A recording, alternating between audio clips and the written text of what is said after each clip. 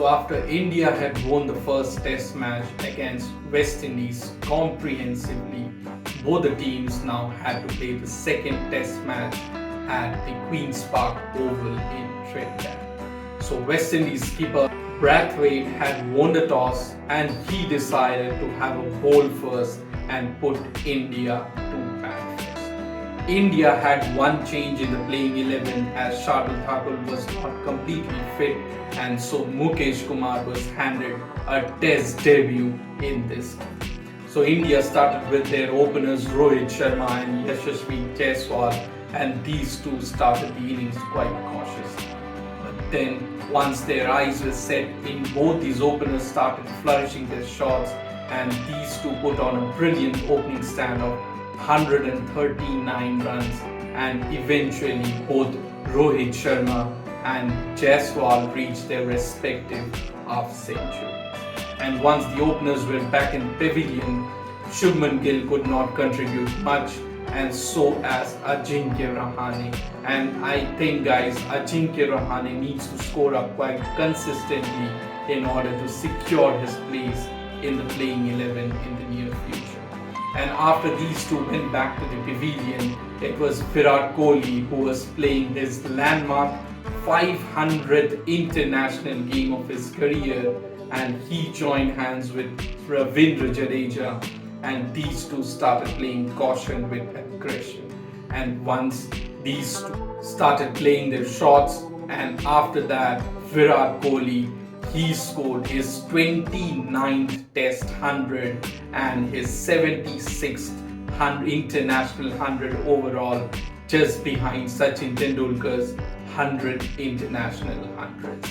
And then Jadeja also played a brilliant innings of 61 runs before he lost his wicket in the run-off. And once Virat Kohli also lost his wicket in an unfortunate run-out when Jadeja was batting along with him, it was Ravichandran Ashwin who came and scored a brisk half century, and with this India had reached up to 438 runs in the first innings.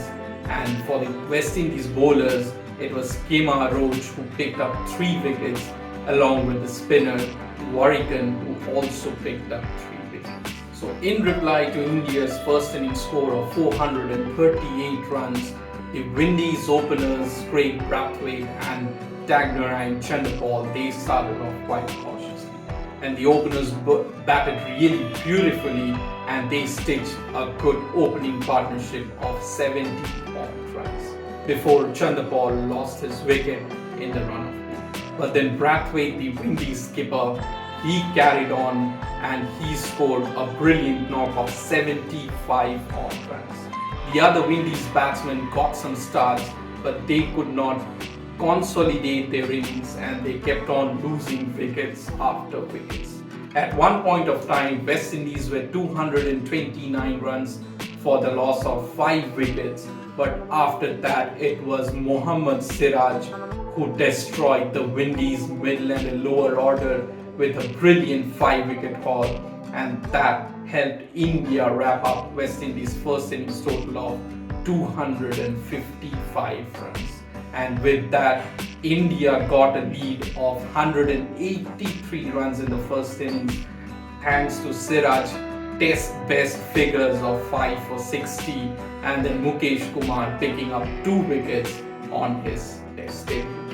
And so with rain forecast in the last couple of days in the second test match, India started their second innings on a different approach, starting by hitting boundaries from the very first over itself. Both Jaiswal and Rohit Sharma unlocked their T20 mode, and the openers, they blasted off to 98 runs in no time. And guys, let me tell you, England might be playing the pass ball in Test cricket, but it is Team India who now holds the record of the fastest team 100 in a Test innings, and that too in just 12.2 overs, thanks to Rohit Sharma's fantastic blitzkrieg of 57 run knock in the second innings, and Jaiswal also giving him good company. And once the openers were back in the hut, it was Shubman Gill and then Ishan Kishan was promoted up the order. And Kishan did not disappoint either, as he raced off to his first maiden Test 50, scoring 52 off just 34 balls with a strike rate of 150. And with this, India had declared the second innings, scoring 181 runs for the loss of 2 wickets in 24 overs, and that's almost 7.5 runs an over, and giving West Indies a target of 365 to chase it down. And for the West Indies, they started off quite well in the 4th innings, but then when West Indies were at 76 for 2 with Ravi Ashwin picking up 2 wickets, the rain gods opened up and it did not allow the players to come out in the middle and complete the game. And so the match was eventually called off and the points were equally distributed between both the teams. And so with this, India have clinched the 2-match Test series in the Caribbean by winning it 1-0. So Mohammad Siraj was declared as the man of the match for the second Test match, as he got his career best figures of 5 for 60. And remember, this is his second 5-for in an away game, and the first one, you all know it and you remember it, that fantastic spell in Brisbane where India created history in Australia. And so with the Test series now done and dusted, now all eyes will be on the most important format of this year, that is the ODIs, as we are approaching the ODI World Cup in a few months' time.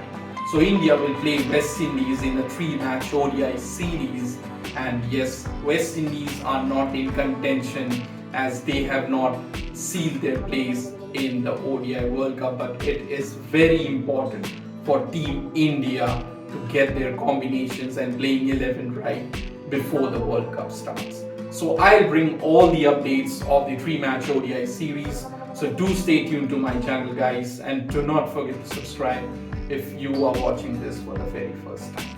That's it for now. Thanks for your time.